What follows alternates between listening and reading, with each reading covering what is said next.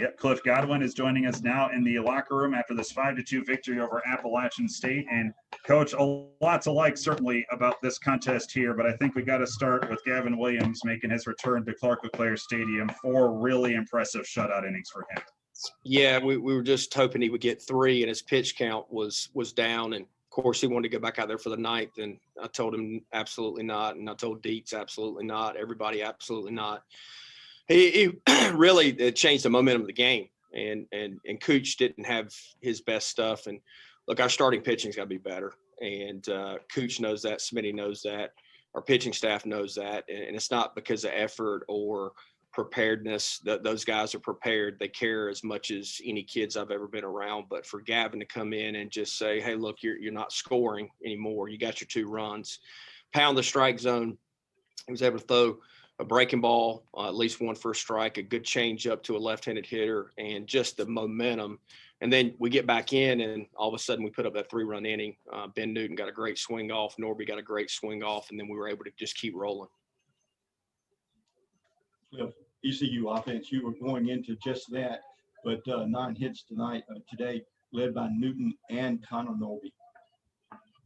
Yeah, I thought our approach was good again. I mean, I just looked down at the box score. We had 8 walks. I'm not sure how many, if we got anybody hit, but once again, we walked more than we struck out today, and we made him work. Even those early innings when we didn't have anything to show for it, we made the pitcher work, and that's vintage ECU baseball offense. Just make the guy work, and we made him work. And then you saw we got a little chink in his armor there with Ben getting a swing off. Norby got a swing off, and he pitched differently, which – as a coach, you don't want your guys to pitch differently, and I know their coaches will address that. But the guy did a really good job early on, and we were able to get to him in the 5th inning. I want to ask you about Cooch Maynor. You just alluded to him a few moments ago. It was clear he wasn't as sharp as we've seen from him in the past, but it says something about kind of the bulldog that he can be, where this game could have gotten away early. Appalachian had a lot of opportunities in the first 4 innings, and he kept this game within distance for this lineup to get going there in the 5th inning. It says the makeup of what he can do, even if he's not on his A game. Well, you look at what Smitty and Cooch both did. Of course, they didn't go deep into the game, but they had, I would say, C- stuff, and they were able to give us a chance to win. And that's all you can ask for starting pitching, is give us a chance to win. And even though we got behind, Cooch gave us a chance to win. Coach, it was a heck of an effort here today. We will see you tomorrow to go for the sweep, okay? Thank you, guys. Okay, we'll open up the questions now for Coach Godwin. You made the math a little easier on us this year. That there's only one opponent in the LeClaire thing, and I know it's kind of different with COVID and whatnot, but it still has to feel good to be champion of this event. I know you all wear 23. And how does that feel to claim that today and kind of honor LeClaire all weekend?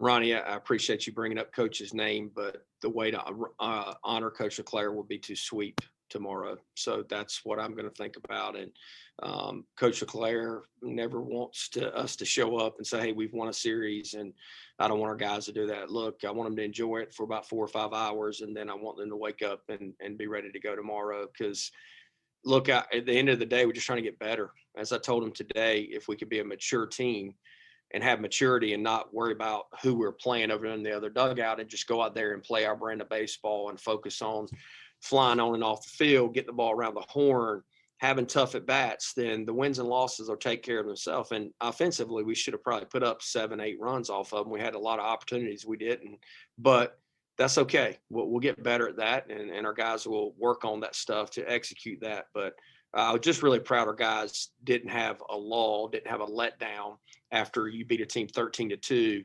You see a lot of times teams don't show up, and I thought our guys showed up today.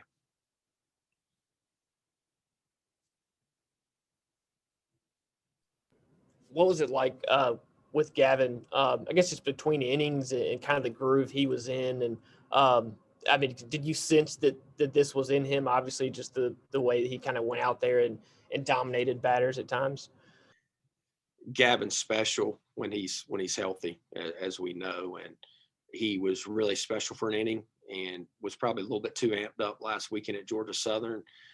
He threw more balls last week just during one inning. I think he threw probably 25 pitches in one inning. And today, I want to say he threw less than 50 pitches. I want to say 44-ish 45. I was close. 45 pitches in 4 innings. That's pretty efficient for a power pitcher. Coach, talk about Connor Norby going 4 for 5 today. I mean, just he's like Mr. Clutch this season early on in the year. I'm happy for Norbs. Norbs has endured a lot of Coach Godwin's talks, and he's just grown up so much, and I'm so proud of him. He's sitting over here to my right, and he's just grown up so much mentally. He's always been a very talented player, and I'm so proud of him. And he doesn't let a lot affect him now. Whereas a freshman, stuff would maybe get to his head if he played well, or it'd get to his head if he played bad. And he's just steady Eddie. And I just want him to keep blinders on, keep showing up, going to work like he's done for about 1.5 years now. And if he does that, then the rest will take care of itself.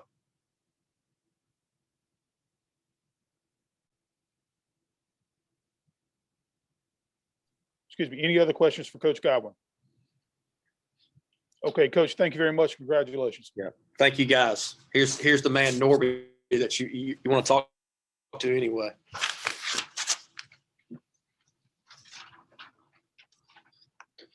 Hey, Connor, how are you doing, buddy? Good. How are you? Doing well. Okay, we're going to go to questions to Connor.